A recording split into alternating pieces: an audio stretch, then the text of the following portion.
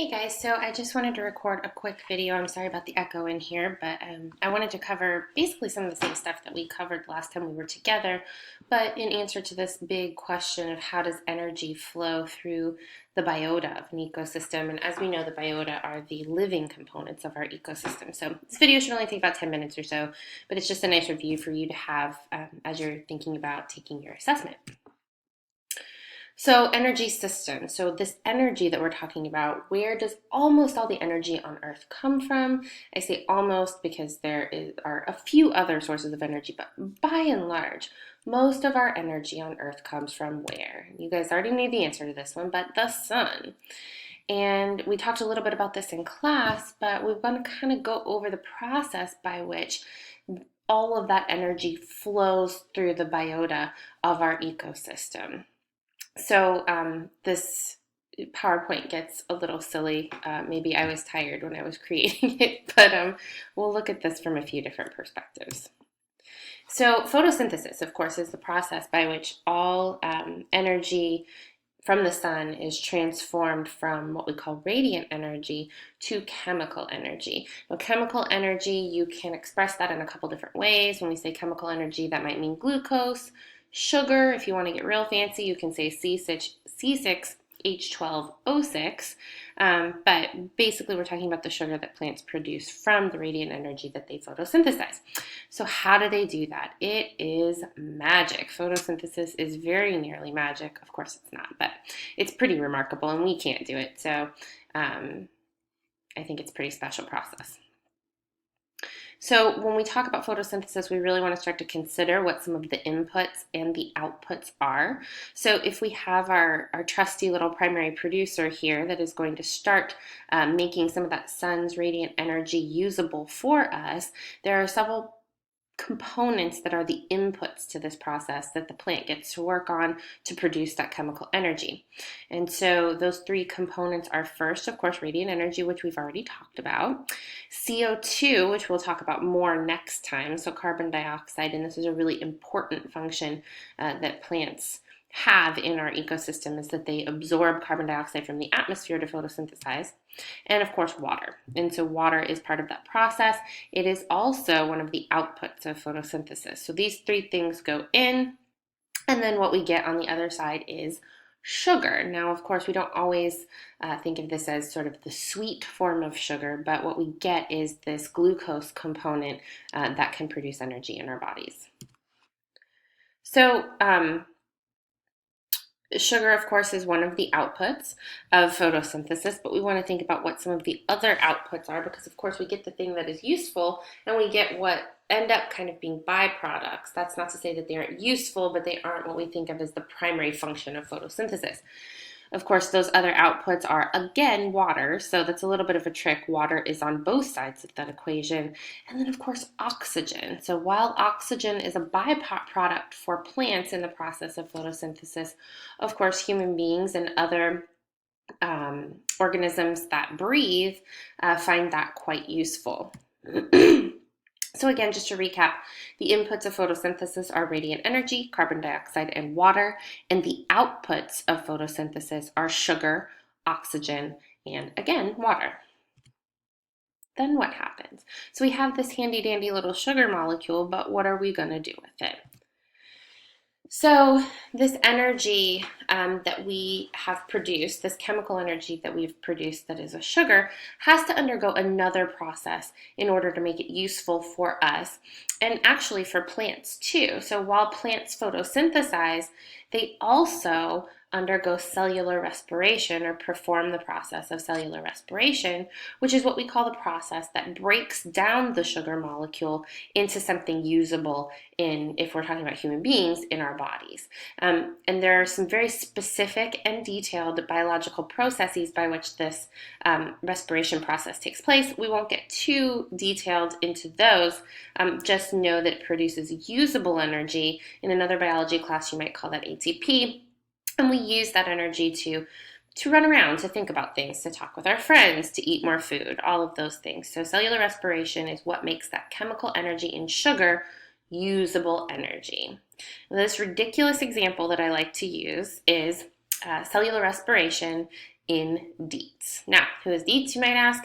Dietz is my dog. Now, he doesn't look like that anymore. That's what he looked like when we got him when he was about, I don't know, 8 weeks old or something.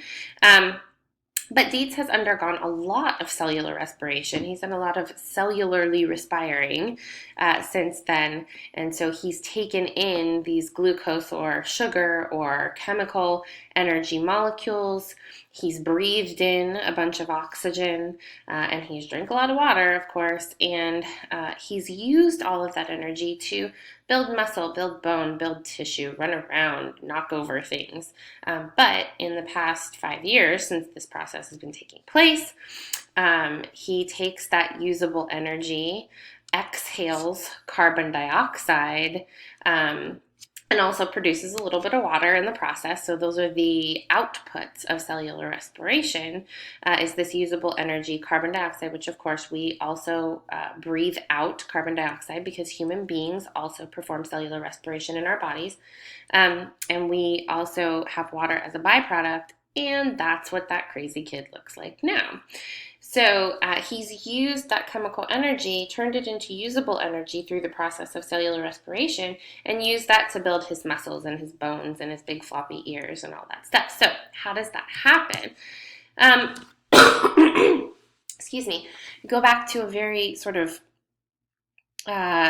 interesting idea, which is that even though Dietz cannot photosynthesize, ultimately, the sun is what grew my dog to be so big, right? So if we think about how we grow our own bodies and how we're able to do the things that we're able to do every day, we can start with the sun and trace the flow of energy, to trace the path of the energy that's given off from the sun, and to figure out how we use that sun's energy to grow. So the first step, as we know, is radiant energy is photosynthesized in a plant, right? And those are our primary producers. And then a primary consumer will consume the chemical energy in that plant, and they use that to grow their bones and their muscles and their beaks in this case. And then some sad things happen if we're talking about how the sun's energy made Dietz so big. So there's his dog food.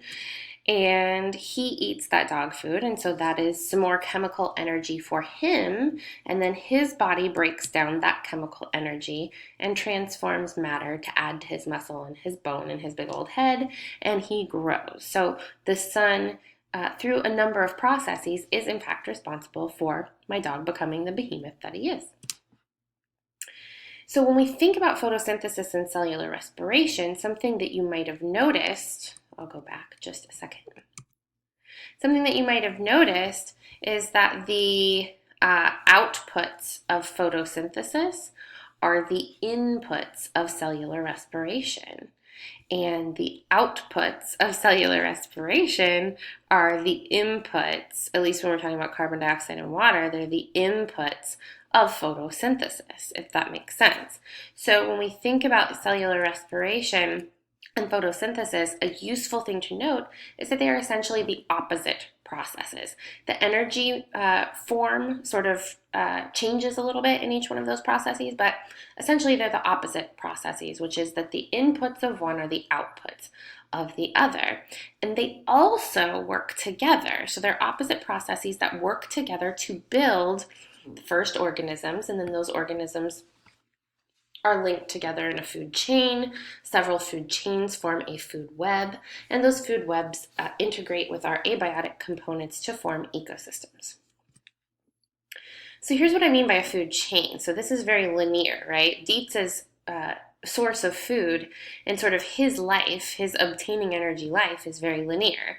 So it goes sun, plant, chicken, duck, beets, and that is a food chain. But we know that in nature, that's not usually how that takes place. So we think more in terms of complex systems.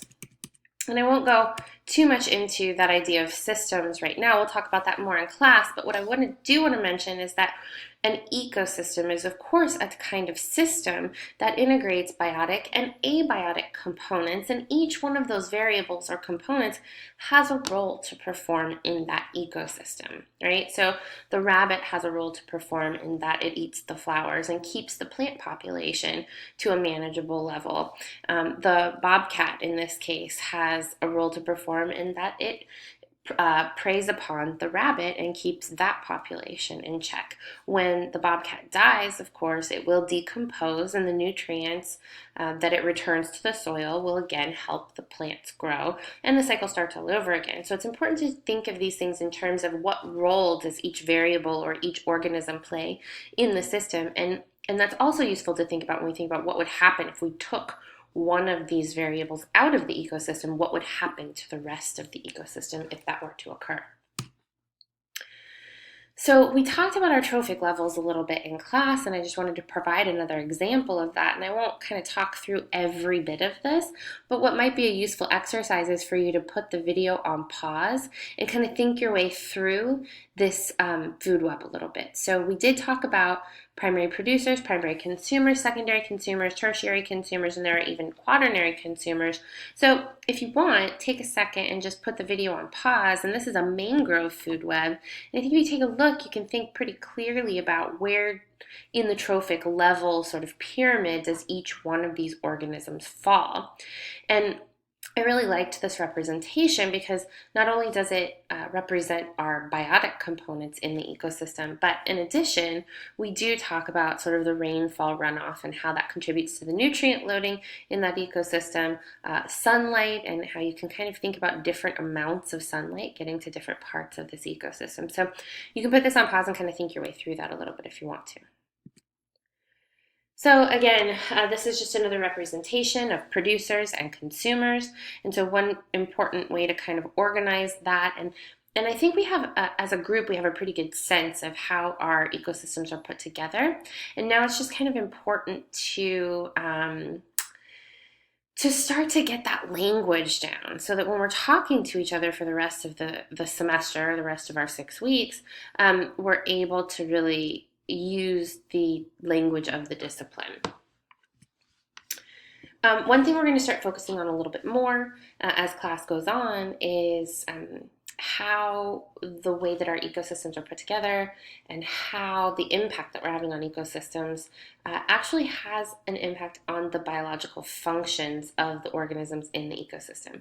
So since this is an environmental biology class, we really do want to think about, okay, if we remove a food source for, I don't know, a particular type of fish in a pond in an ecosystem, what biological function are we affecting for that fish? How is that causing the fish harm? Or how can we promote the health of the fish by doing things that are more sustainable? So does it inhibit its ability to be made up of cells? Does it inhibit its ability to obtain energy or its ability to reproduce? And so different things that we do in the ecosystem will have varying effects on different biological functions. And so I think it's always important to kind of come back to those when we think about, okay, next week when we start talking about invasive species, what does the Melaleuca tree invasion, what impact does that have on the native vegetation? And when we think about that, let's think about how it has an impact on the biological functions of those native